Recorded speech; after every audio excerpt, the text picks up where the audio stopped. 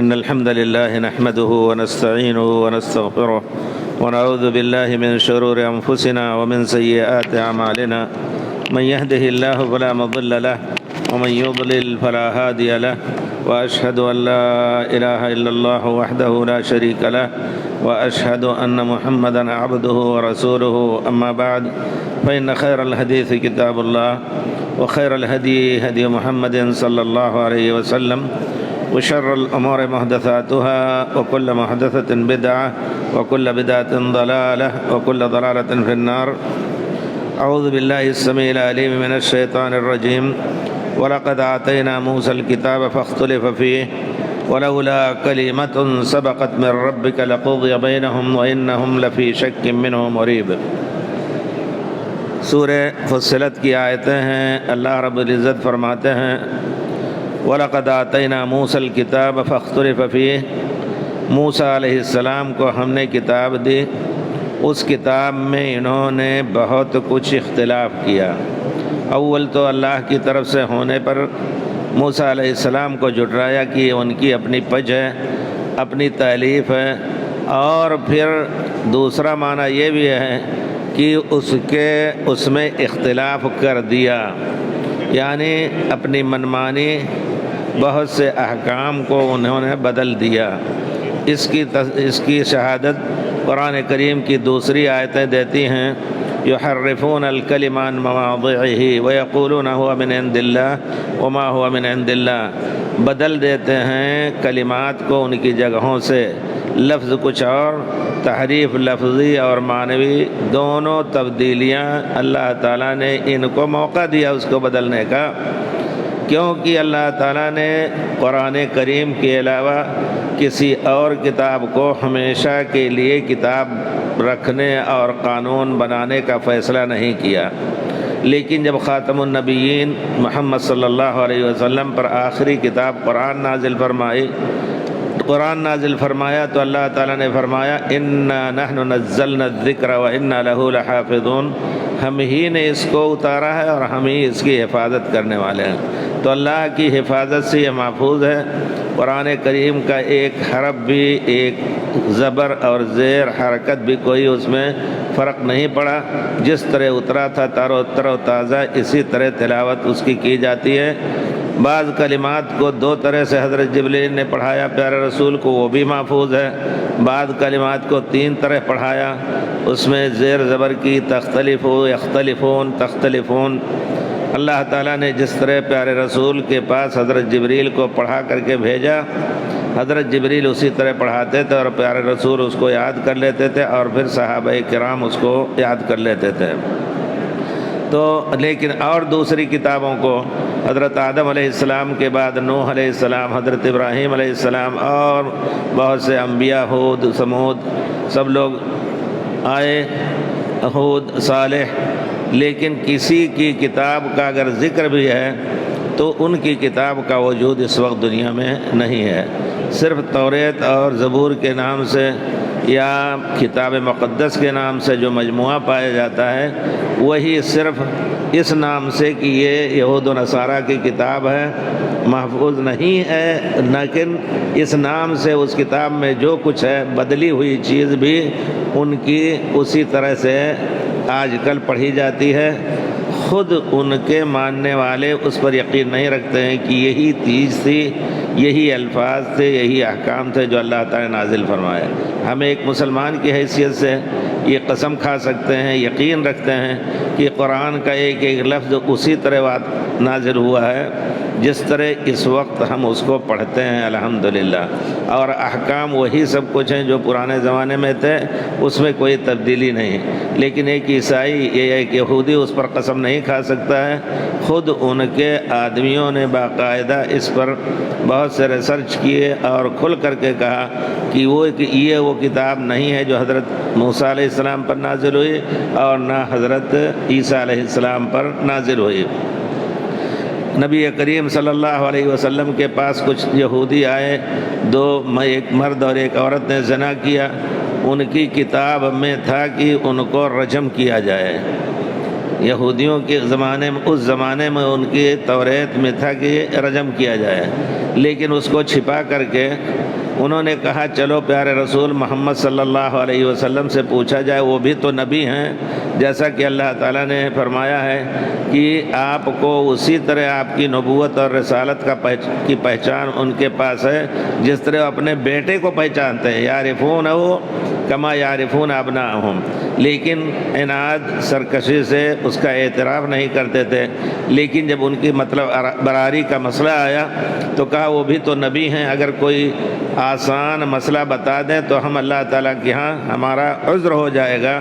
تو جب نبی کریم صلی اللہ علیہ وسلم کے پاس آئے فتویٰ لینے اس کے بارے میں، تو اللہ تعالیٰ نے پہلے سے وحی کیا کہ اے پیارے محمد صلی اللہ علیہ وسلم آپ کہہ دیجئے قل فاتوا بالتوراۃ فاتلوها ان کنتم صادقین۔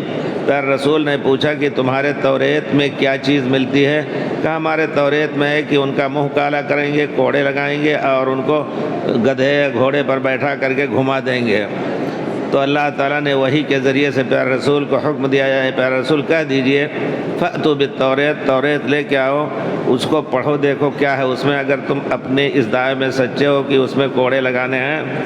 تب جب لے کے آئے تو عبداللہ ابن سوریہ ان کا پادری داہنے بائیں ادھر ادھر کی آیتیں پڑھ کر کے ہاتھ رکھے تھا۔ آیت رجم تھی اس وقت کہ اگر شادی شدہ ہیں تو ان کو رجم پتھروں سے مار کر کے ان کی جان لی جائے، لیکن اس آیت کو نہیں پڑھی اس نے، اور پھر ادھر ادھر کی آیتیں پڑھ کر کے کہا نہیں کوئی ایسی چیز نہیں ملتی ہے۔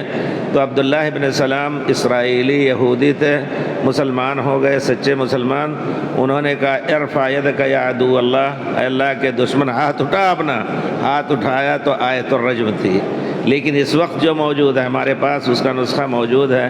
ہمارے استاد ڈاکٹر محمد تقی الدین ہلالی 150 سال کا چھپا ہوا نسخہ، انہوں نے اس کو پڑھا، اس پہ کچھ نوٹ وغیرہ چڑھائے، ادیان کے بارے میں بڑا درک رکھتے تھے الحمدللہ۔ تو وہ مراکش کے تھے، مدینہ منورہ میں پڑھا رہے تھے۔ 92 سال کی جب عمر ہوئی تو چلے گئے وہاں مراکش میں، ان کا انتقال ہوا 100 سال کے بعد الحمدللہ۔ بہرحال جاتے ہوئے انہوں نے یہ کتاب مجھے دے دی، وہ کتاب میرے پاس ہے اب بھی۔ اب اس میں ڈھونڈ کر کے آپ تھک جائیں گے، آیت رجم نہیں ملے گی، اس کو بھی نکال دیا بعد میں لوگوں نے، نکال ہی دیا۔ تو کہنے کا مطلب ہے کہ روزانہ ان کا دین بدلتا رہتا ہے۔ اسی طرح کوئی بھی دین دنیا میں جس کو کہا جاتا ہے آسمانی کتاب ہے، وید ہے اور کچھ ہے، بعض شبہ ہوتا ہے بعض کتابوں کے بارے میں، جیسے وید کے بارے میں یجروید جو ہے اس کے بارے میں کہتے ہیں کہ محمد صلی اللہ علیہ وسلم کا ذکر کئی جگہ پہ ملتا ہے۔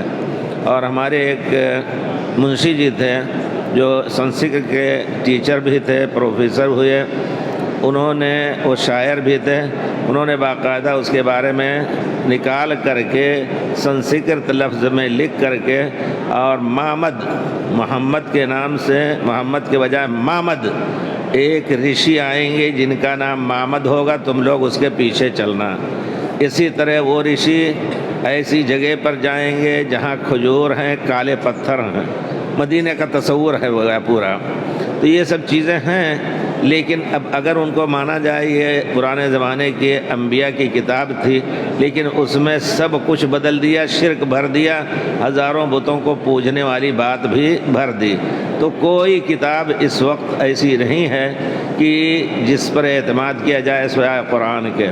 اور یہی قرآن کریم جرمنی کے 30 سال تک کے جرمنی کی یونیورسٹی، آخر یونیورسٹی میں انہوں نے ریسرچ کیا، دنیا کے تمام مکتبات سے، ترکی سے اور یہاں سعودیہ سے اور جہاں سے پرانے قلمی نسخے کلام پاک کے جمع کیے انہوں نے، تاکہ یہ ثابت کر سکیں کہ اس میں رد و بدل صدی یا سال میں ہوتی رہی۔ لیکن انہوں نے باقاعدہ آخری جو رپورٹ دی، انہوں نے کہا جو حضرت عثمان کا نسخہ مشہور ہے اس نسخے کو بھی ملایا، کہا ایک لفظ کا فرق نہیں اس میں آیا، البتہ ان کی قراءت کی کتابوں میں جو درج ہے کہ اس کو کبھی لمبی تے سے لکھا جائے گا اور کبھی گول تے سے لکھا جائے گا، اسی میں فرق ہے نسخوں کا اور کچھ نہیں۔ جیسے رحمت کا لفظ ہے تو رحمت میں رے ہے میم تے، اردو میں تو رحمۃ اللہ اگر ہمیں لکھنا ہے تو لمبی تے کے ساتھ لکھتے ہیں، لیکن عربی میں جب لکھیں گے تو گول تے چھوٹی سی لکھتے ہیں۔ کہا یہی فرق ہے اور کوئی فرق اس طرح کا نہیں ہے۔ اسی طرح کہیں مفرد ہے، اکیلا لفظ ہے، اس کو جمع پلورل کیا ہے تو کیا کیا، رحمات مثلا، تو وہ ایسا لکھا ہوا ہے کہ اس کو دونوں طرح پڑھا جائے۔ تو باقاعدہ انہوں نے اس کا اعلان کر کے اور پھر چھپا دیا، اس کا اعلان کر کے پھر چھپا دیا، اور یہ اعلان کیا کہ دنیا میں کوئی کتاب نہیں ہے جس پر اعتماد کیا جا سکتا ہے کہ اللہ کی طرف سے سوائے قرآن کریم کے۔ اسی وجہ سے آپ دیکھیں گے آج سے 30 سال 40 سال کی دہائی میں اسلام کے بارے میں بہت زیادہ ریسرچ کر رہے تھے سب، اور ریسرچ کا نتیجہ بالکل جیسے کہتے ہیں کہ صحیح سے صحیح جب نکلا تو لوگ بہت متاثر ہوئے، تو اب انہوں نے اس کا الٹا کرنا شروع کیا۔ اب کچھ مسلمان نام کے ایسے لوگوں کو تیار کیا کہ قرآن میں بھی کیڑے ڈالیں، حدیث رسول میں بھی شبہات پیدا کریں، اور اس طرح کر کے انہی عرب ممالک کے لوگ جن میں سوریہ اور لبنان اور ایران کے کچھ لوگ ہیں جو بہت زیادہ تندہی سے اس وقت کام کر رہے ہیں۔ ایک شخص ہے شہرور نام کا، نام لینا حرم میں، وہ بھی ایسے ملحد آدمی کا، جس نے تو باقاعدہ قرآن کا انکار کیا ہے کہ قرآن کوئی چیز تھی ہی نہیں، بعد میں بنائی گئی ہے، ایسا کہہ دیا بیچارے نے، خود اسی کے آدمیوں نے اس کی تردید کی۔ تو بہرحال ہے ایسا اس وقت جو ہے، اور پھر یہ ڈر رہے ہیں کہ اسلام آ رہا ہے۔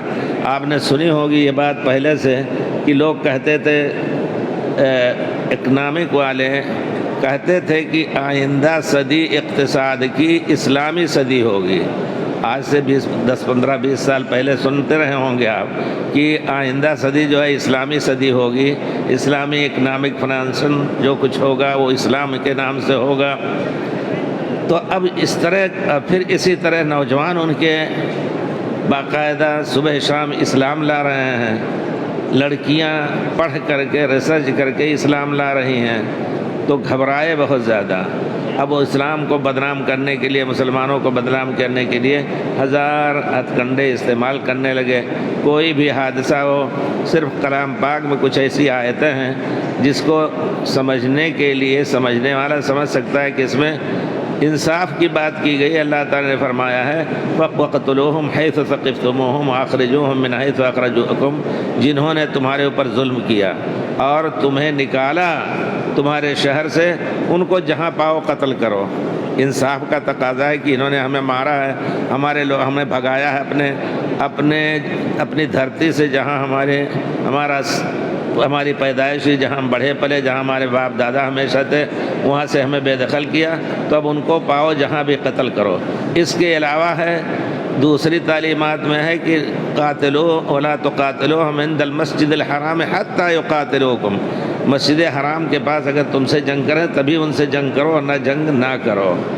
اور پھر اللہ تعالیٰ فرماتے ہیں تیسری جگہ پر، پیارے رسول صلی اللہ علیہ وسلم نے ایک عورت کو کسی جنگ میں مردہ دیکھا، پڑی تھی، مقتول تھی، تو پیارے رسول نے فرمایا من قتل ہادی، کس نے اس کو قتل کیا ہے؟ ما کانت ہادی تقاتل، یہ تو جنگ نہیں کر رہی تھی۔ تو جو شخص اسلام سے جنگ کرے، اسلام اسی کو دفاع کرتا ہے، اس راستے میں اگر قتل کیا گیا تو بے حق نہیں بلکہ باحق اور حق پر قتل ہوا۔ اور دنیا جانتی ہے کہ اگر ایک جانور کے اوپر بھی حملہ کیا جائے تو جانور بھی حملہ کرنے کا حق رکھتا ہے، تو لیکن اس کو اس انداز سے پیش کرتے ہیں کہ اسلام جو ہے ہمیشہ تلوار، ننگی تلوار لیے کھڑا رہتا ہے۔ نہیں، اسی اسلام نے ایسا امن قائم کیا کہ فرانس سے لے کر کے لوگ آرام سے جزیرہ عرب آتے تھے، کوئی ان کو چھیڑ نہیں پا رہا تھا۔ ادھر جو اسپین کا علاقہ پورا مسلمانوں کا کتنے دنوں تک حکومت رہی، اور پھر شام سے لے کر کے اکیلی عورت آتی ہے، کعبہ شریف میں طواف کرتی ہے، اللہ کے علاوہ کسی سے اس کو خوف نہیں ہوتا ہے۔ اور پھر شام سے صنعاء سے لے کر کے اور بصرہ تک 1000 اور کتنے کلومیٹر کا فاصلہ ہے۔ پیارے رسول سے صحابہ کرام نے ذکر کیا ہجرت سے پہلے کہ بڑا ظلم کر رہے ہیں، اللہ سے بد دعا کیجئے کہ اللہ ان کو ہلاک کرے۔ تو پیارے رسول نے، ابھی ہجرت نہیں ہوئی تھی پیارے رسول کی، پیارے رسول نے فرمایا تم سے پہلے لوگوں کے حالات یہ تھے کہ ان کو کھڑا لوہے کے کنگھے سے پورا گوشت کھڑا کر کے نکال دیا جاتا تھا، لیکن وہ صبر کرتے تھے، اللہ کے علاوہ کسی اور کو پکارتے نہیں تھے۔ لیکن تم جلدی کر رہے ہو، ایک زمانہ آئے گا کہ صنعاء، مکے سے لے کر کے صنعاء اور بصرہ تک آدمی سفر کرے گا، اللہ کے علاوہ کسی اور کو اس کا خوف نہیں ہوگا۔ تو صحابہ نے دیکھا یہ حالت آئی، الحمدللہ۔ کیوں؟ قرآن کے اوپر عمل کرنے سے اور دین ایمان کے جو تقاضے ہیں، اللہ سے ڈرنے کو اللہ نے دلوں میں ان کے جو ایمان رکھا، وہ کوئی ہو یا نہ ہو، لیکن اللہ کے دیکھنے، اللہ کے جاننے پر ایمان جو بنایا اسلام نے، اس ایمان کے تحت اکیلا انسان غلط کام اکیلا بھی نہیں کر پاتا۔ اس انداز سے امن قائم ہوا الحمدللہ۔ تو بہرحال قرآن الحمدللہ اپنی اصلی حالت میں باقی ہے، لیکن اور کتابوں میں اختلاف کیا گیا۔ اختلاف کا آپ نے معنی سمجھا؟ ایک یہ کہ معنی کو بدل دیتے تھے، اور یہ کہ اس کے قرآن توریت ہونے اور توریت نہ ہونے پر میں بھی اختلاف ہوا۔ حضرت موسیٰ کو جھوٹا کہا گیا اور ان کی کتاب کو بھی جھوٹا کہا گیا، جھوٹی کتاب کہی گئی، سب کچھ ان پر حملے کیے گئے۔ یہ بھی معنی فاختلف فیہ۔ اور میں نے گزشتہ مجلس میں ایک بات کہی تھی کہ حضرت موسیٰ علیہ السلام کو توریت جو دی گئی تھی وہ فرعون کی ہلاکت کے بعد، وَلَقَدْ آتَيْنَا مُوسَى الْكِتَابَ مِن بَعْدِ مَا أَهْلَكْنَا الْقُرُونَ الْأُولَى بَصَائِرَ۔ ہم نے موسیٰ علیہ السلام کو توریت کب دی؟ جبکہ پہلے کے لوگوں کو ہلاک کر دیا۔ یعنی کون تھے پہلے لوگ؟ فرعون، اس کے ساتھ ذرا سا پانی دیجیے گا، فرعون اور اس کے ساتھ جو فوج تھی ان کو اللہ نے غرق کیا۔ اتنا تو مشہور ہے، معروف ہے، قرآن میں بھی اس کا ذکر ہے۔ لیکن حضرت موسیٰ علیہ السلام کی وحی اس زمانے میں حدیث رسول کی وحی کی طرح تھی، کتاب نہیں تھی کوئی قرآن کی طرح۔ جس طرح توریت نہیں دی گئی تھی حضرت موسیٰ علیہ السلام کو، اسی طرح حدیث رسول۔ اور آپ یہ بھی جانیں کہ اللہ تعالیٰ پیارے رسول کے بارے میں فرماتے ہیں وَلَقَدْ أَوْحَيْنَا إِلَيْكَ كَمَا أَوْحَيْنَا إِلَى النَّبِيِّينَ مِن قَبْلِكَ۔ آپ سے پہلے جن نبیوں کی طرف وحی کی گئی تھی، اسی طرح ہم نے آپ کو بھی اپنے احکام کی وحی حضرت جبریل کے ذریعے سے کی۔ اور آپ یہ جانیں گے کہ بہت سے انبیاء کو اللہ تعالیٰ نے کتاب نہیں دی، ان کی وحی صرف حضرت جبریل لے کر کے آتے تھے اور یاد کرتے تھے اور لوگوں کو اس کے احکام سکھاتے تھے۔ جس طرح وحی حدیث شریف کی پیارے رسول کے پاس جبریل لے کے آتے تھے اور پیارے رسول لوگوں کو بیان کرتے تھے، تو گویا حدیث رسول یہ دین کا بہت بڑا جز ہے۔ قرآن اور حدیث دونوں ہی سے اسلام مکمل ہوتا ہے۔ جو لوگ کہتے ہیں کہ حدیث رسول یہ حجت نہیں، آپ جانتے ہیں ہندوستان کے اندر کچھ قومیں ایسی ہیں یا کچھ پارٹیاں ایسی ہیں بے دین جو کہتے ہیں کہ حدیث رسول وہ دین میں ان کی حیثیت حجیت کی نہیں، اس سے دلیل نہیں لی جا سکتی، تو پھر وہ کیسے نماز پڑھیں گے، کیسے زکوٰۃ دیں گے، کیسے شادی بیاہ کریں گے، اس کی تفصیل کہاں ان کو ملے گی؟ بیچارے بالکل آزاد ہو کر کے زندگی گزارنا چاہتے ہیں، اس وجہ سے ان کے عقل پہ رونا آتا ہے کہ وہ کیسے نماز ہی کیسے پڑھیں گے جس کے بارے میں اللہ تعالیٰ نے فرمایا اقیموا الصلاۃ۔ تو ایسی بودی باتیں کرتے ہیں جن کو دیکھ کے بچہ بھی ہنسے۔ کچھ لوگوں نے کہا نماز کا معنی یہ کہ جب وقت آئے تو دفتر پہ بیٹھ کر کے تھوڑا سا تصور اللہ کا کر لو، نماز ہو گئی۔ بہت سے منشی اور اسی طرح کے کچھ اس طرح کے دفتر کے لوگوں نے اس طرح کی بات کی جو انگریزوں کے پٹھو تھے اور انگریزوں کے زمانے میں ان کی دفتروں میں کام کرتے تھے۔ تو بہرحال تو اہل کتاب کے نام سے یا اہل قرآن اپنے کو کہتے ہیں، حالانکہ قرآن ان سے بیزار۔ قرآن میں اللہ تعالیٰ نے فرمایا اطیعوا اللہ واطیعوا الرسول، اللہ کی اطاعت کرو اور رسول کی اطاعت کرو۔ فَإِن تَنَازَعْتُمْ فِي شَيْءٍ، کسی چیز میں تمہارا اختلاف، وَأُولِي الْأَمْرِ مِنْكُمْ، اور اپنے حکام کی، اگر حکام سے کسی چیز پر اختلاف ہو تو اللہ اور رسول کی طرف لوٹا دو۔ تو اللہ تعالیٰ نے پیارے رسول کو اسی طرح وحی دی جس طرح حضرت موسیٰ کو فرعون کے ہلاکت کے پہلے وحی کی تھی، اس کے ذریعے حضرت موسیٰ اور ہارون نے فرعون کا مقابلہ کیا۔ اس کے بعد جب وہ غرق ہوا تو اللہ تعالیٰ نے حضرت موسیٰ علیہ السلام کو توریت دی۔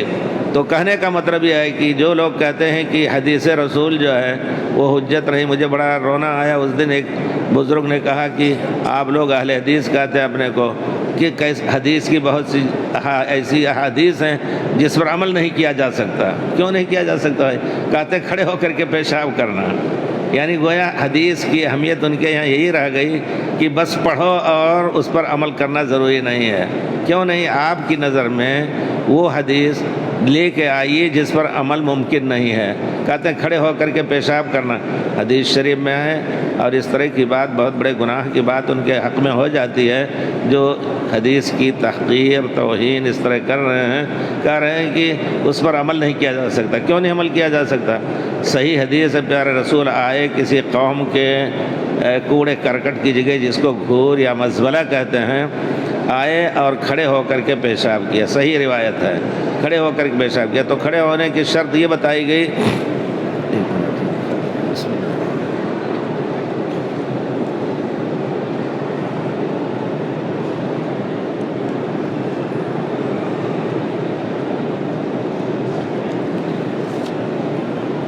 کہ آدمی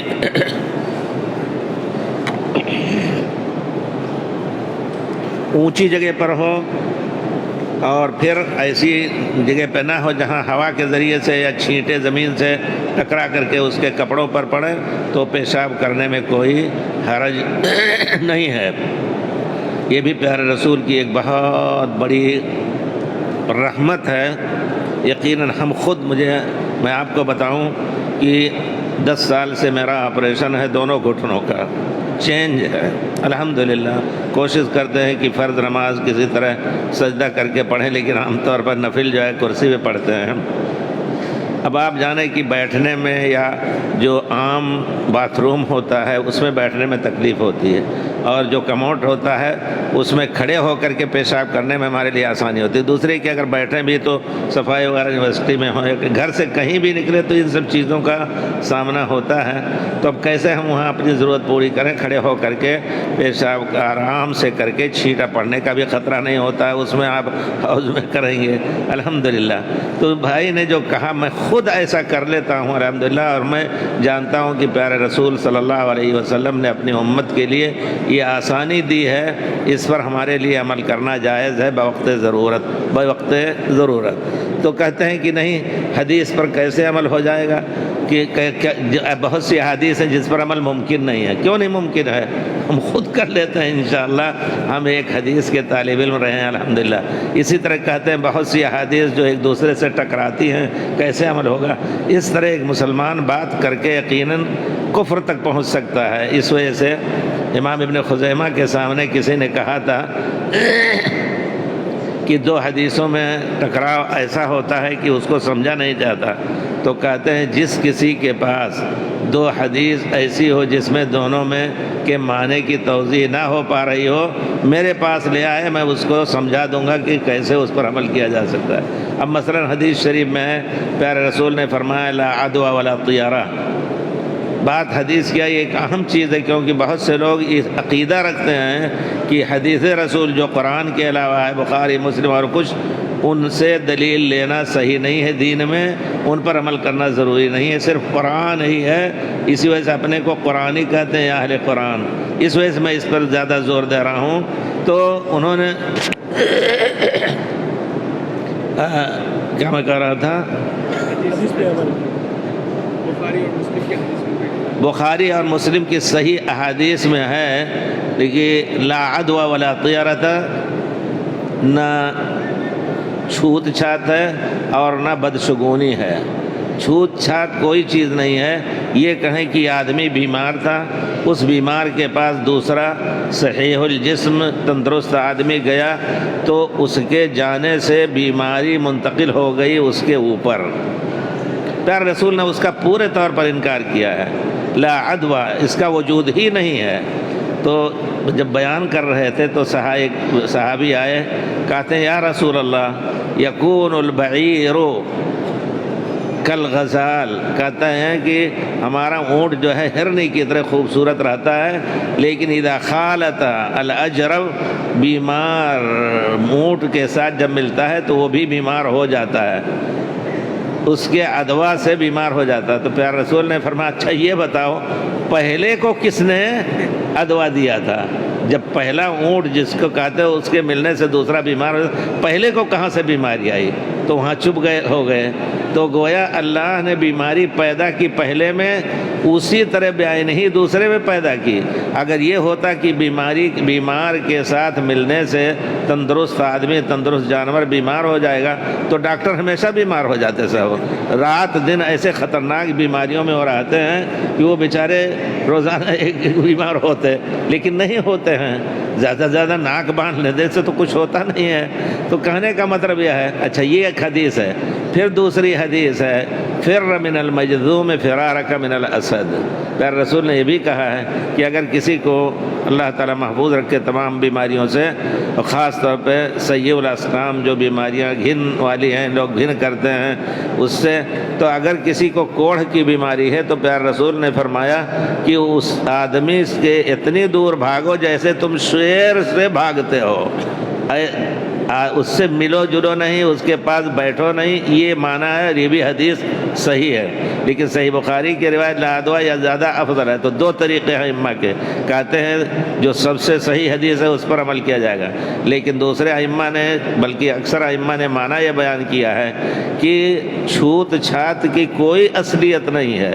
جس طرح ایک کوڑھی آدمی کے درمیان کے اندر جسم میں بیماری اللہ نے پہلی مرتبہ پیدا کی، دوسرے تیسرے کے اندر بھی پیدا کر سکتا ہے. جس طرح ایک شہر میں رہنے والے کے کسی آدمی کے اندر وہ بیماری پیدا کی، وہ دور ہزاروں میل دور شہر میں رہنے والے کی بھی پیدا کر سکتا ہے وہ بیماری. لیکن جب تم اس سے ملو گے تو شیطان تمہیں دھوکہ دے گا، کہے گا کہ اگر ہم اس کے پاس نہ گئے ہوتے تو مجھے بیماری نہ لگتی. پیارے رسول نے فرمایا ایاکم واللو، لو سے بچو فإن لو تفتح امر الشیطان لو ما ذهبت، اگر میں وہاں نہ گیا ہوتا تو مجھے بیماری نہ آتی. یہ دل میں ایک وسواس آئے گا، یہ وسواس خطرناک ہو جائے گا، توحید کے خلاف ہے. اس وجہ سے جو چیز توحید پر ضرب لگاتی ہو اس کے اسباب سے دور بھاگنے کا پیارے رسول نے حکم دیا. ورنہ چھوت چھات کی کوئی حیثیت نہیں ہے. جس طرح پہلا آدمی بیمار ہوا اسی طرح اللہ بیماری دوسرے تیسرے چوتھے میں بھی کرتا ہے. لیکن جیسے کہتے ہیں یہ کرونا ہے، یقیناً آج کل بیماری ہے اور اس سے بچو. اور آپ یقین جانیے کہ یہی مسئلہ ہے کہ اللہ تعالیٰ جیسا کہ حدیث شریف میں ہے اس کو ایک خاص تصور کے ساتھ آپ سمجھنے کی کوشش کریں کہ سال میں آپ پیارے رسول نے فرمایا ہے کہ برتن کو ڈھک دیا کرو، کیونکہ سال میں کچھ ایسی رات ہوتی ہے جس میں بیماریاں نازل ہوتی ہیں اور برتن میں داخل ہو جاتی ہیں. تو اب وہ بیماری اگر نازل ہوئی تو کہیں بھی نازل ہو سکتی، چین میں ہو یا انڈیا میں ہو، سعودیہ میں بھی ہو، کہیں بھی نازل ہو سکتی ہے.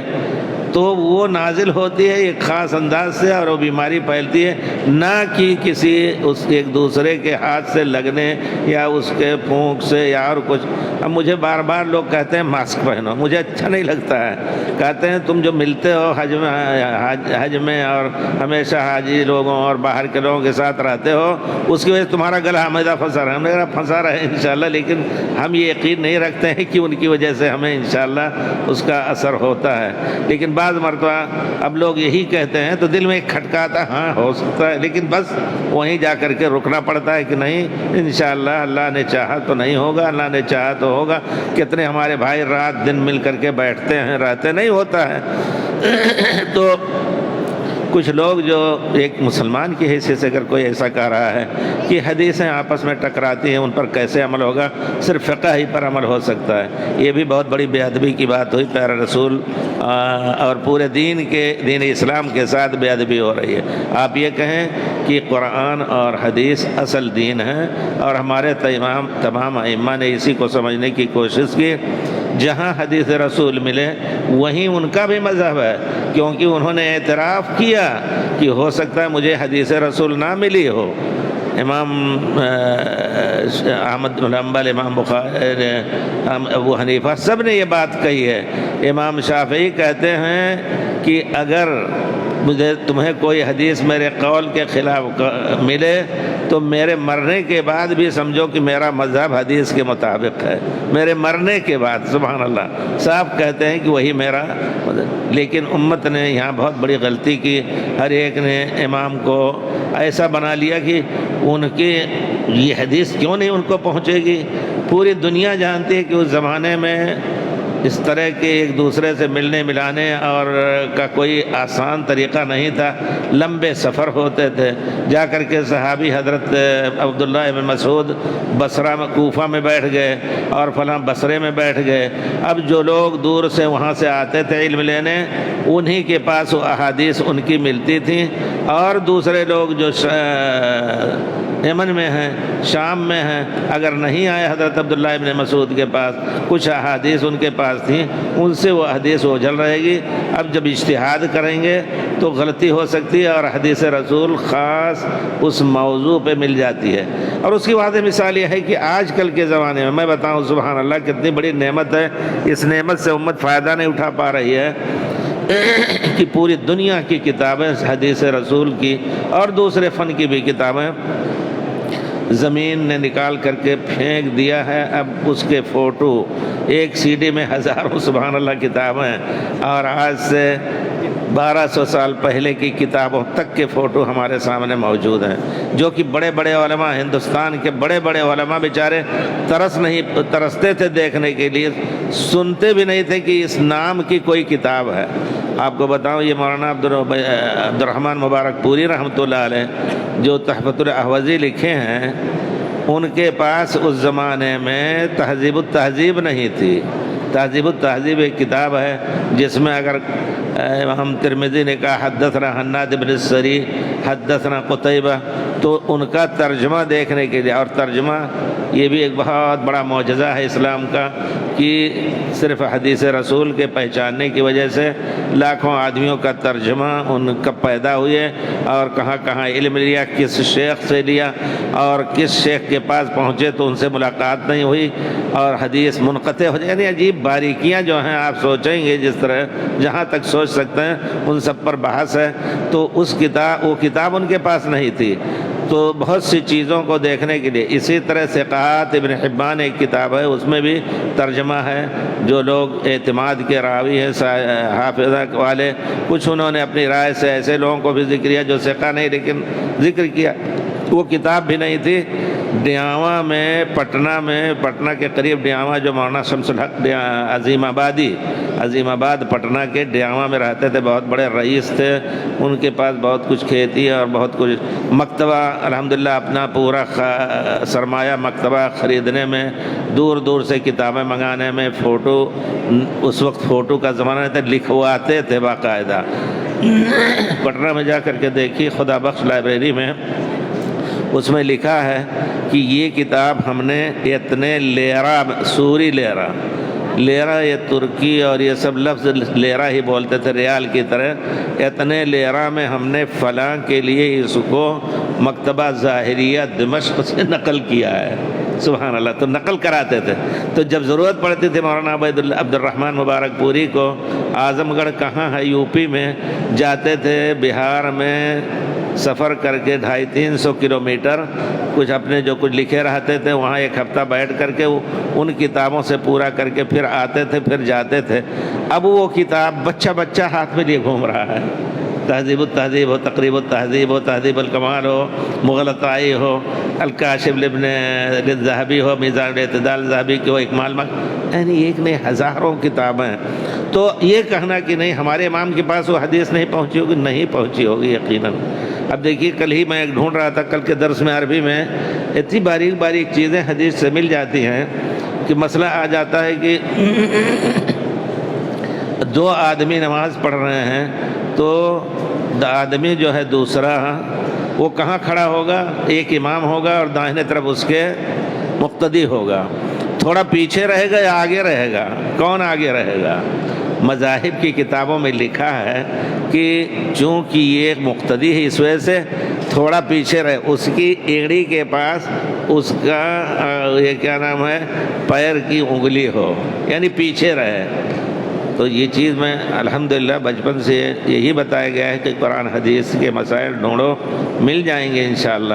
آپ یقین جانیے کہ مسند احمد میں روایت ہے، اتنی واضح طور پر سنا، بڑی خوشی ہوئی، میں کل پڑھا رہا تھا، میں آج میں اس کو ڈھونڈ رہا تھا، تو مسند احمد میں روایت ہے واضح طور پر، حضرت عبداللہ ابن عباس کہتے ہیں کہ میں آیا پیارے رسول کے پاس آپ کے گھر میں لیٹا تو پیارے رسول اٹھے اور آپ نے وضو کیا اور پھر اس کے بعد نماز پڑھنی شروع کی، تو میں بائیں طرف جا کر کے آپ کے کھڑا ہوا تو آپ نے کھینچ کر کے آپ نے مجھے داہنے طرف کیا، تو میں تھوڑا سا پیچھے کھڑا ہوا، پیارے رسول نے پھر ان کو اپنے محاذات میں اپنے برابر کیا، پھر وہ تھوڑا پیچھے ہوئے تو کہتے ہیں نماز سے فارغ ہونے کے بعد کہ کیوں تم پیچھے ہو رہے، میں تو تمہیں اپنے برابر رکھنا چاہتا تھا، اذائی لماذا ان خنست، خنست کے معنی کیوں پیچھے ہو گئے۔ کتنی واضح مل گئی حدیث، بڑی خوشی ہوتی ہے کہ یعنی اب ہم پورے وثوق کے ساتھ کہہ سکتے ہیں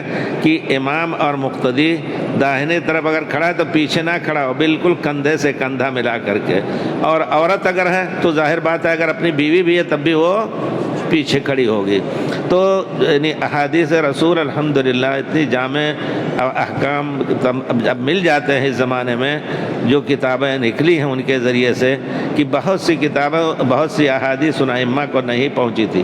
امام مالک رحمۃ اللہ علیہ کے پاس عبداللہ ابن وہب کہتے ہیں، ترمذی وغیرہ نے ذکر کیا ہے، پوچھتے ہیں کہ ایک آدمی آ کر کے کہتے ہیں کہ وضو کے درمیان پاؤں کی انگلیوں کا پر میں خلال کرنے کا کیا حکم ہے؟ تو حضرت امام مالک کہتے ہیں لیس علی الناس، لوگوں پر ضروری نہیں ہے، یہ حدیث ان کو نہیں ملی تھی، انہوں نے کہا ضروری نہیں ہے۔ عبداللہ ابن وہب بہت ہی متأدب طالب علم، کہتے ہیں کہ اب اس زمانے میں ہو تو وہ کیا نام ہے، دیگ کی طرح اور مرغے کی طرح چیخنا شروع کر دیتے ہیں بچے کہ نہیں ہے، کہتے ہیں فلما قام المجلس، جب مجلس برخاست ہو گئی میں نے چپکے سے ان سے کہا، دیکھیے احترام شیخ کا، ان کی عزت نفس اپنی جگہ پر اور علم کو پہنچا دیا بڑے ادب سے، کہتے ہیں جب سب چلے گئے تو میں نے کہا اللہ آپ نے یہ بات کہی ہے، عندنا فی ذلک حدیث، ہمارے پاس اس بارے میں ایک حدیث ہے۔ کہا کیا ہے؟ تو مستورد بن شداد رضی اللہ تعالیٰ عنہ کی حدیث کہ میں نے پیارے رسول صلی اللہ علیہ وسلم کے وضو کا خاص طور پہ مراقبہ کیا، نگرانی کر کے دیکھا خاص طور پہ توجہ سے، تو دیکھا کہ آپ پاؤں دھوتے ہوئے انگلی خنصر، یہ چھوٹی انگلی جس کو چھنگلی کہتے ہیں، اس کے ذریعے سے آپ پاؤں کی انگلیوں کا خلال کر رہے تھے۔ تو حضرت امام مالک کہتے ہیں لفظ جو آپ سنیے، ھذا حدیث حسن، یہ بڑی اچھی حدیث ہے، وما سمعت قبل ذلک، اس سے مدینہ مرکز حدیث ہے لیکن انہوں نے نہیں سنا تھا، ما سمعت قبل ذلک، اس سے پہلے میں نے یہ حدیث نہیں سنی تھی۔ پھر عبداللہ ابن وہب کہتے ہیں کہ اس کے بعد پھر امام مالک سے پوچھا جاتا یا وضو کی تفصیل بیان فرماتے تو آپ اس حدیث کا ذکر کرتے، کہتے کہ دھوتے وقت پیر کے انگلیوں کا خلال بھی کر لیا جائے، کیونکہ بہت سے لوگوں کے پیر ایسے ملے رہتے ہیں یا کم سے کم مٹی وغیرہ یا کسی ایسے کام میں رہتے ہیں جو یہاں بیٹھ جاتے ہیں، تو اس وجہ سے اس کا دور کرنا۔ تو میرے کہنے کا مطلب ہے یقیناً اصل دین قرآن و سنت ہے، اس میں کوئی شک نہیں۔ ہمارے ائمہ رحمۃ اللہ علیہ اسی ایک دین کے عالم ہیں۔ جو شخص کہتا نہیں ہمارے فلاں امام، وہ شریعت میں سب سے جھوٹ بات ہے۔ سب ہمارے امام ہیں اور سب کی بات لی جائے گی، سب کی بات چھوڑی جائے گی، جیسا کہ انہوں نے خود ہمیں تلقین کی۔ اگر ہم ایسا نہیں کرتے تو نہ حنفی رہ جائیں گے نہ شافعی رہ جائیں گے، کیونکہ ان کی بات کو نہیں مان رہے ہیں، ان کا عقیدہ نہیں رہے۔ تو بات نکل گئی دور، تو فاختلف فیہ، اس توریت میں اختلاف ہوا بہت زیادہ، معنی کا اختلاف انہوں نے آپس میں کر کے پھر اس کو بدل بھی دیا، اختلاف کر دیا، پہلے کوئی اور لفظ تھا اس میں اور کچھ کر دیا۔ ولولا کلمۃ سبقت من ربک لقضی بینہم، اتنا بڑا جرم تھا یہ اگر اللہ تعالیٰ کی طرف سے پہلے سے یہ فیصلہ نہ ہوا ہوتا کہ ایک دن مقرر ہے ان کے حساب کتاب کا، تو ہم ان کو ہمیشہ کے لیے فنا کر دیتے، لقضی بینہم، ان کا فیصلہ کر دیتے۔ وَإِنَّهُمْ لَفِي شَكٍّ مِّنْهُ مُرِيبٍ، وہ اس میں شک میں پڑے ہوئے ہیں کیونکہ آنے والی قوم سمجھے گی کہ یہی دین ہے، انہوں نے دین کو بدل دیا، اور جو دین ملا ان کو وہ بدلا ہوا دین، محرف دین، اسی کو دین سمجھنے لگے۔ اس کے بعد اللہ رب العزت فرماتا ہے من عمل صالحا فلنفسہ ومن اساء فعلیہا، جس نے نیک کام کیا تو اپنے لیے کرتا ہے، اور جو برا کام کرتا ہے تو اس کا خمیازہ علیہا، علی ضرر کے لیے ہے اور لام انتفاع کے لیے، یہ عربی کا لفظ کا خاصہ ہے۔ من عمل صالحا فلہا، جیسے کہتے ہیں اللہ من کان یرید العاجلۃ عجلنا له فیہا ما نشاء لمن نرید ومن اراد الآخرۃ وسعى لها سعیہا وہ مومن۔ بہرحال تو فلہ فلنفسہ، اپنے نفس کے لیے وہ اچھا کام کر رہا ہے۔ یقیناً جو بھی کرے گا ہر ایک اپنے نفس ہی کے لیے، اور اس کا نفس ہی اس سے مستفید ہوگا، دوسرا اس کے عمل سے مستفید نہیں ہو سکتا ہے۔ ومن اساء، جو برا کام کرے گا، فعلیہا، تو اس کا نقصان اسی کے اوپر ہے۔ وما ربک بظلام للعبید، اللہ تعالیٰ بندوں کے اوپر ظلم کرنے والا نہیں ہے کہ نیک کام کر کے مرا تو اس کو جہنم میں ڈالیں یا برا بدلہ دیں، یا برا کام کیا تو اس کو ڈائریکٹ جنت میں داخل کریں، نہیں۔ اللہ تعالیٰ نے اپنے عدل و انصاف سے، رحمت اس کی واسع ہے۔ دوسرا پہلو کہ ایک غلط کار آدمی کو اگر اس نے شرک نہیں کیا ہے یا حقوق العباد اس کے ذمہ نہیں ہے تو نصوص سے پتہ چلتا ہے کہ اللہ تعالیٰ اپنی رحمت سے ظلم نہیں کرے، وہ تو رحمت ہو گئی، کسی پر ظلم نہیں ہوا، اپنی رحمت سے معاف کر کے اس کو ڈائریکٹ پہلے والے میں جنت میں داخل کر دے۔ لیکن اگر حقوق العباد ہیں یا شرک کیا ہے تو اللہ تعالیٰ اس کو جہنم میں ڈالیں گے، اور پھر اللہ اس فعل سے ظالم نہیں ہوں گے، کیونکہ اللہ نے اپنے عدل سے کام لیا اور پہلے سے اعلان کر دیا ہے کہ اس شرک کو ہم کبھی معاف نہیں کریں گے۔ وما ربک بظلام للعبید الیہ یرد علم الساعہ، ذکر یہاں یعنی گویا سیاق کلام آیتوں سے پتہ چلتا ہے کہ اللہ تعالیٰ لوگوں کو جو غلط زندگی گزار رہے ہیں قرآن اور سنت سے دور ہو کر کے یا انبیاء کی تعلیم سے دور ہو کر کے، ان کو جان لینا چاہیے کہ ایک دن آئے گا جس کو روز قیامت کہا جاتا ہے۔ کب آئے گی یہ قیامت اور کب آئے گا یہ دن، صرف اللہ ہی کو اس کا علم ہے، الیہ، صرف اسی کی طرح۔ اور عربی کا ایک قاعدہ ہے تقدیم ما حقہ التاخیر یفید الحصر، اصل ہے یرد الیہ، جار و مجرور وہ فعل کے بعد ہوتا ہے، جو بہرحال اس کو ہم کیسے سمجھائیں، لیکن یہ ہے کہ الیہ یرد الیہ اصل ہے، لیکن جب الیہ کو پہلے کر دیا تو اس میں ایک خاص خصوصیت پیدا ہوگی، صرف اللہ ہی کو علم ہے قیامت کب قائم ہوگی۔ پیارے رسول سے حضرت جبریل نے پوچھا، دین سکھانے آئے تھے، کہا کہ متی الساعہ، قیامت کب قائم ہوگی، تو پیارے رسول نے کہا مل مسئول عنہا بعالم من السائل، تم پوچھ رہے ہو، تم سے زیادہ مجھے میرے پاس اس کا علم نہیں ہے۔ الیہ یرد علم الساعہ وما تخرج من ثمرات من اکمامها، جو کچھ نکلتے ہیں پھل کوپلوں سے اسی کا علم اللہ ہی کو ہے۔ اکمام کم کہتے ہیں، وہ کیا کہیں گے اس کو، کوپل جس کے اندر کھجور، خاص طور پہ کھجور کے گچھے چھپے رہتے ہیں، اور جب پھٹتے ہیں اس کو کفرہ بھی کہتے ہیں، جب وہ پھٹتے ہیں تو اس کے ساتھ کھجور کی ڈنٹھل اور کھجور کے چھوٹے چھوٹے نشان ہوتے ہیں، پھر وہ بڑے ہو کر کے، تو ابھی وہ چھپا ہوا ہے، بند ہے، اللہ جانتا ہے اس میں کچھ ہے بھی کہ نہیں ہے، کبھی کبھی خالی ہوتا ہے۔ آپ بہت سی چیزیں اس طرح دیکھتے ہیں کہ وہ سبحان اللہ، یہ مونگ پھلی کا دانہ ہے، فستق ہے، اس کو توڑیے تو کبھی خالی ملتا ہے، اس میں کچھ نہیں رہتا ہے، تو وہ چھپی ہوئی چیز، گویا ہر چھپی چیز کا علم اللہ کو ہے، دوسرا کوئی اس کے بارے میں جان نہیں سکتا، نہ بتا سکتا ہے۔ وما تحمل من انثى ولا تضع الا بعلمه، کوئی بھی مادہ اگر وہ حمل اٹھاتی ہے یا حمل آتا ہے اس کو، اور اگر وہ حمل رکھتی ہے تو صرف اللہ ہی کو اس کا حکم ہے، اس کا حکم اللہ ہی کو معلوم ہے کہ کب اس کو حمل ہوگا اور کب اس کی ولادت ہوگی۔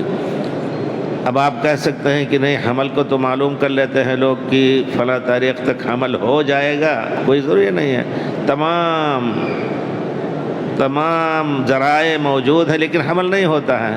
اللہ ہی تعالیٰ جانتا ہے کیوں نہیں ہو رہا. کیوں؟ ایک ڈاکٹر تھے محمود فیضانی، اللہ تعالیٰ ان کو اچھا رکھے، شاید وہ یہاں سے چلے گئے 30 سال کے بعد، تو ان کے یہاں کوئی اولاد 30-35 سال ہو گئے، کوئی اولاد نہیں آئی.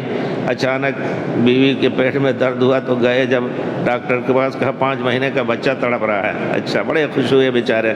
اس سے پہلے کہتے تھے، ہم نے کہا ڈاکٹر صاحب آپ نے چیک وغیرہ کرا؟ کہا یہاں سے امریکہ لندن سب چیک کرایا، یہ چیز صرف اللہ ہی کے ہاتھ میں ہے. ہم نے کہا اور چیزیں بھی سب اللہ کے. کہا نہیں، یہ خصوصی طور پر سب کہتے ہیں کوئی کمی نہیں لیکن نہیں ہو رہا ہے کچھ، تو یہ بھی اللہ کی مہربانی.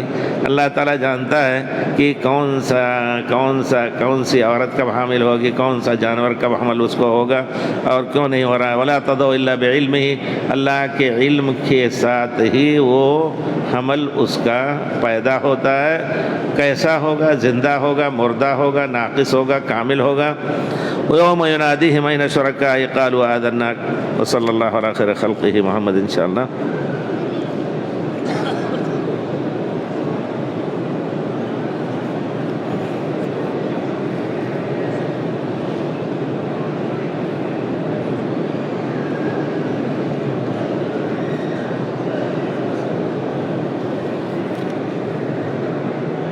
کتنا ہے یہ؟ 46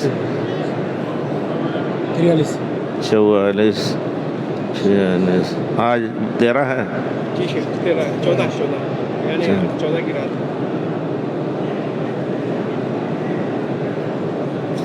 صلی اللہ علیہ خیر خلقہ محمد. ذرا جلدی دیجیے گا.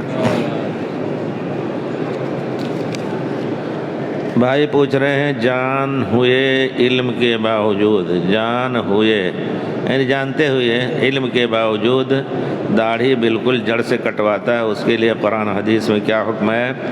دیکھیے، بہت بڑی معصیت، گناہ کا یہ کام ہے، کیونکہ داڑھی رکھنا واجب ہے. پیارے رسول نے ایک نہیں کئی الفاظ میں تاکید سے فرمایا ہے، اور خود پیارے رسول داڑھی رکھتے تھے، صحابہ کرام رکھتے تھے.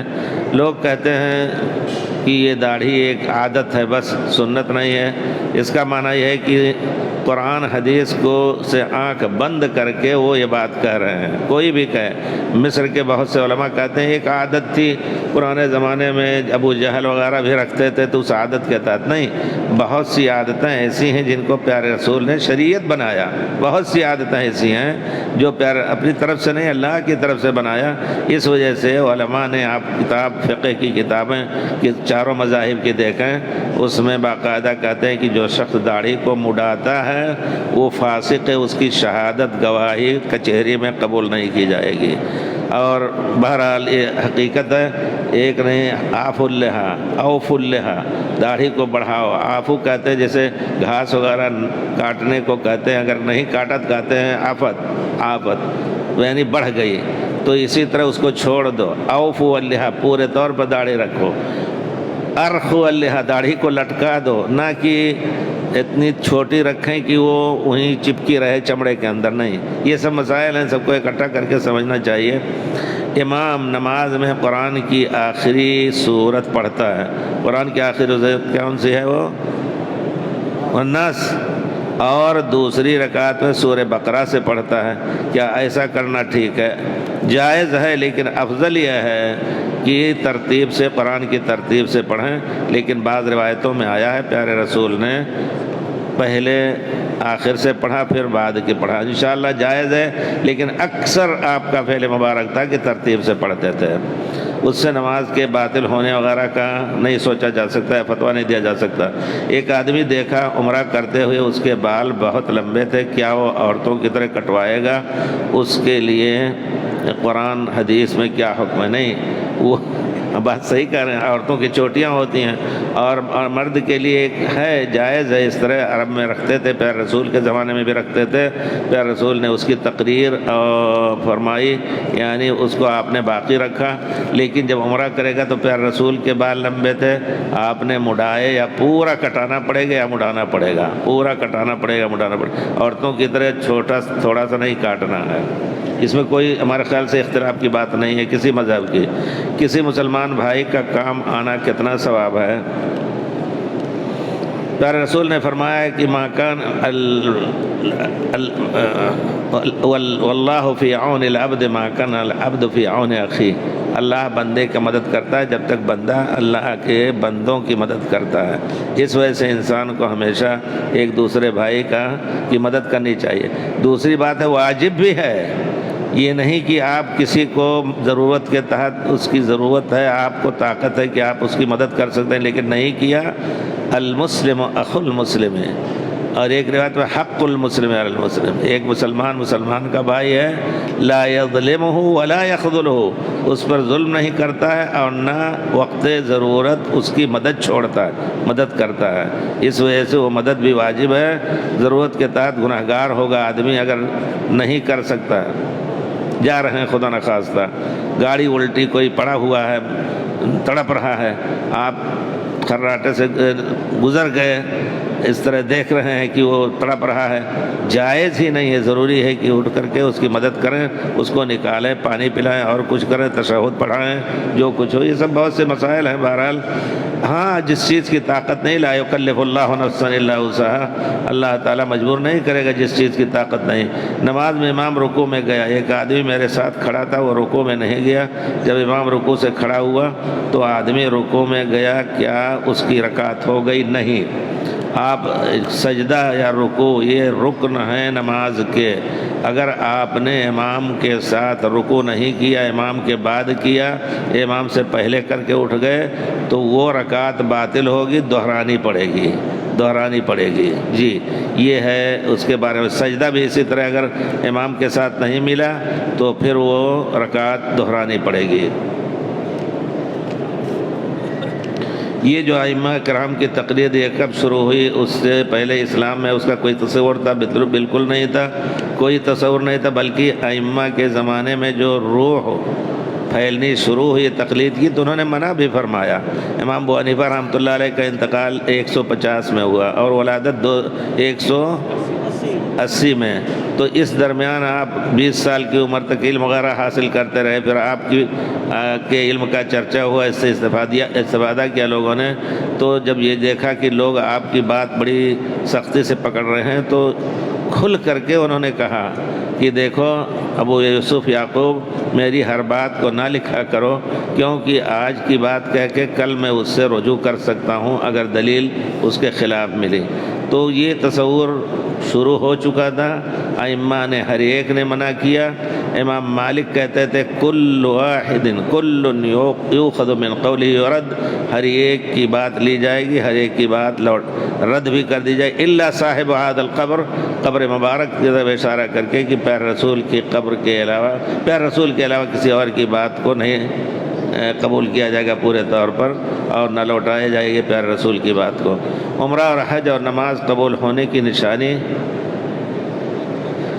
علماء بیان کرتے ہیں کہ ایک نیکی کرنے میں آپ کے دل میں سرور محسوس ہو کوئی بھی، تو گویا وہ نیکی قبول ہے انشاءاللہ۔ آپ نماز پڑھ رہے ہیں، نماز کے شروط کے ساتھ آپ نے نماز پڑھی، اب آپ اپنے دل سے پوچھیں، دل مطمئن ہے انشاءاللہ کہ آپ نے پورے طور پر اس کا حق ادا کیا، تو انشاءاللہ اس کی قبولیت کی یہ دلیل ہے۔ اور اسی طرح اگر کھٹک رہا ہے دل میں تو وہ غیر قبولیت کی نشانی ہوگی، جیسا کہ ابن قیم وغیرہ نے بیان کیا ہے، الاثم ما حاک فی الصدر، گناہ وہ ہے جو دل میں بات کھٹک رہی ہو، پتہ نہیں یہ چیز صحیح ہے غلط ہے، یا ہم نے پورے طور پر نماز پڑھی نہیں پڑھی، تو پھر وہاں نماز کے کمی کا خطرہ ہے۔ جی، اس حدیث کا کیا مفہوم ہے جس میں کہا گیا کہ پیٹ میں 3 میں سے ایک حصے کو کھانے سے بھرنا چاہیے؟ پیارے رسول نے فرمایا کہ آدمی جو ہے ثلث للطعام و ثلث للہوا و ثلث للماء، 1/3 پانی، 1/3 کھانا، 1/3 سانس کے لیے چھوڑ دے۔ پہلے بھی کافر جو ہے کافر 7 آنتوں سے کھاتا ہے اور مسلمان 1 آنت سے کھاتا ہے، لیکن اس میں بھی پورے طور پہ بھرتا نہیں ہے، بلکہ 1/3 سانس کے لیے، 1/3 کھانے کے لیے، 1/3 پینے کے لیے۔ یقیناً اسلام میں اگر آپ کتاب لکھیں تو صحت سے متعلق حدیث شریف میں، کلام پاک میں سب سے پہلے حدیث شریف میں بہت کچھ یعنی ہدایتیں ہیں، اگر ان پہ برتے آدمی تو بیمار نہ ہو، کیونکہ اللہ تعالیٰ نے ہر چیز کو اسباب کے ساتھ رکھا ہے۔ اب آدمی کبھی کبھی بچے زیادہ کھا لیتے ہیں، رات میں الٹی کرتے ہیں اور کیا نا پیٹ چلنے لگتا ہے اور کچھ ہوتا ہے، تو تھوڑا کھانے سے، لیکن بھوک جب لگے تب کھائے آدمی، یہ بھی ایک چیز ہے۔ آج کل لوگ بغیر بھوک کے کھاتے ہیں، کیونکہ ناشتہ بھی زوردار کر لیا، دوپہر کا کھانا بھی زوردار کر لیا، تو بے بھوک کے زبردستی کھاتے ہیں، تو اس سے صحت پہ بڑی کمی ہوتی ہے۔ بہرحال تو آدمی اپنا خود سوچ لے، اور آج کل جو دیکھیے ہر ایک کے وزن پہ حملہ کرتے ہیں ڈاکٹر لوگ، سب سے پہلے وزن کم کیجئے، صحیح ہے، ورنہ تمام بیماریاں آتی ہیں، گھٹنے کی بیماری، سانس کی بیماری، رات میں کھرراٹے کی بیماری۔ تہجد کی نماز شروع کرنے سے پہلے 10 بار سبحان اللہ، 10 بار الحمدللہ، 10 بار اللہ اکبر، 10 بار لا الہ الا اللہ اور 10 بار استغفر اللہ پڑھ کر کے شروع کرنے کی کیا شرع حیثیت ہے، میں دیکھوں گا، لیکن مجھے نہیں معلوم۔ پیارے رسول صلی اللہ علیہ وسلم کے تہجد کا ذکر جو آیا ہے اس میں اس کا ذکر نہیں۔ عام طور پہ آپ ذکر کرتے تھے، وضو کیا، آپ نے مسواک کیا، وضو کے بعد کی دعا پڑھی، اس کے بعد کھڑے ہوئے۔ حضرت عائشہ کئی بار ذکر کر رہی ہیں، لیکن مجھے نہیں یاد آ رہا ہے، اگر ہے ایسا تو پھر دیکھا جائے انشاءاللہ۔ مجھے پہلی مرتبہ یہ چیز نظر سے گزر رہی ہے، جس کو رکھ نشے۔ پاکستان یا انڈیا میں سرکاری سرکاری دفاتر میں کام کرنے والے کے لیے پیسے دینے پڑتے ہیں یا سفارش کروانی پڑتی ہے؟ کام حاصل کرنے کے لیے کہیے، کیا ایسا کرنا صحیح ہے؟ یہ آپ کا پوچھنا ہی اس بات پہ دلیل ہے کہ آپ کے دل میں یہ بات کھٹک رہی ہے۔ رسول نے فرمایا الاسم ما حاک فی صدر، آپ نے نہیں پوچھا کہ کھانا جائز ہے، پینا جائز ہے، سیب کھانا جائز ہے، آپ نے اس کو لینا جو پوچھا ہے، ظاہر بات ہے اس میں رشوت دینی پڑے گی۔ مسلمان ملک میں رشوت کا وجود جائز نہیں کسی حالت میں، اور جو شخص لے رہا ہے وہ بھی حرام کھا رہا ہے جو دے رہا ہے، کیونکہ اس کے ذریعے سے رشوت بڑی مبارک چیز بھی ہے بعض چیزوں میں، لیکن رشوت کی بہت سے لوگوں کے حقوق کو مار کر کے اور نہ حق والے کو حق ملتا ہے، تو وہ غلط ہے سب، وہ دوسرے کا حق بھی مارا جاتا ہے اس سے۔ اسی وجہ سے آج کل لڑکوں سے پوچھا گیا، یونیورسٹی کے بعد لڑکوں سے، کہ تم لوگ محنت کیوں کرتے ہو؟ کہا محنت سے تو ہمیں کوئی کام ملنے والا نہیں ہے، اس وجہ سے کیا محنت کریں، جو کچھ ہے وہ دے گا مستی سے یا رشوت دے کر کے۔ زوجي قبل وفاته بسنتين ملكني أنا وأبنائي دارا هبة مع العلم أن هذه الدار هي التي كنا نسكن فيها إلى حين وفاته. هل هذه الدار تدخل في الميراث؟ إذا كان وهبكم فهذه هبة لكم والله أعلم، إذا كانت عنده أشياء أخرى فهي التي تدخل في الميراث، إذا كانت هبة ثابتة. أما الدعوة فقط بأنه أعطاني لا يقبل، لابد يكون مكتوبا مشهود عليه۔ یہ پوچھ رہے ہیں یہاں کہ میرے شوہر نے اپنے وفات سے 2 سال پہلے ایک گھر میرے اور میرے بچوں کے لیے خاص ہیبہ کر دیا ہے، تو پھر کیا ہم اس میں دوسرے لوگوں کا حق ہے؟ اول تو بچوں کے ہوتے ہوئے کسی دوسرے کا حق وراثت میں بھی نہیں ہوتا ہے، اس وجہ سے اگر ہیبہ ہے اور باقاعدہ دعویٰ نہیں ہے بلکہ اس کی گواہی بھی ہے، سب کچھ ہے، لکھا پڑھی ہے، تو پھر ان کا یہ گھر ہے، دوسرا اس میں شریک نہیں ہوگا۔ دوسری پراپرٹی اگر کچھ ہے تو اس میں میراث میں داخل ہوگی۔ ابن خالتی متزوج لیکن بسبب بحثه عن العمل سافر إلى إيطاليا وبقي ومنذ 9 أشهر لم يأت لزوجه، فهل عليه شيء أنها تقدر ظروفه؟ لا شك أن الزوجة إذا كانت صابرة محتسبة ليس عليه إثم، لكنها إذا كانت هي تخاف على نفسها من الزنا وغيرها فيجب على الزوج أن يصلها والله المستعان۔ وہ پوچھ رہے ہیں کہ ہمارا بھائی وہ کتنے مہینے سے دور ہے، روزی ڈھونڈنے گیا ہے اٹلی میں، اور بیوی لیبیا میں شاید یا اور کہیں ہے، تو کیا وہ گناہگار ہوگا؟ جی ہاں، اگر آ سکتا ہے، نہیں آ رہا ہے، اور اگر روزی یہاں مل رہی ہے اس کو لیبیا میں کسی طرح اگرچہ کم ہی ہو، تو بیوی بچوں کو سمیٹ کر کے زندگی گزارنا یہ واجب ہے۔ اور بچوں سے 2 سال دور رہ کر کے اور توسع رزق کیا جائے، اگر بیوی صبر نہیں کر سکتی ہے تو پھر شوہر کے لیے جائز جائز نہیں ہوگا، اس کا حق مارا جائے گا۔ جی انا مقیمۃ فی اسبانیہ وبعد وفات زوجی، ایک صاحب تھے بیچارے، ان کو جانتا ہوں، اچھی طرح انتقال کر گئے، تو ان کی بیوی بعد میں شکایت کرنے لگی کہ آپ اتنے دن سے غائب ہیں۔ کہا تمہارے ناز و نخروں کو ہم سنبھالنے کے لیے ہم آئے ہیں، زیادہ سے زیادہ کمانے کے لیے، تم ہی تو شکایت ہر وقت کرتی تھی اور وہ تو اب برداشت کرو۔ ایسا خط انہوں نے باقاعدہ لکھا، مجھے دکھایا انہوں نے۔ تو ہوتا ہے، عورتیں بہرحال طلب کرتی ہیں ضرورت سے، طاقت سے زیادہ شوہروں سے، تو کہاں سے لے کے آئیں۔ انا مقیمۃ ما فی اسپانیہ، میں اسپین میں رہتی ہوں، وبعد وفات زوجی اصبحت استفید من راتب شہری کا ارملہ انا ولدی وبنی مع العلم انه لديه زوجة اخرى ولكن لم يعلنها في اسبانيا فهل لها من الراتب؟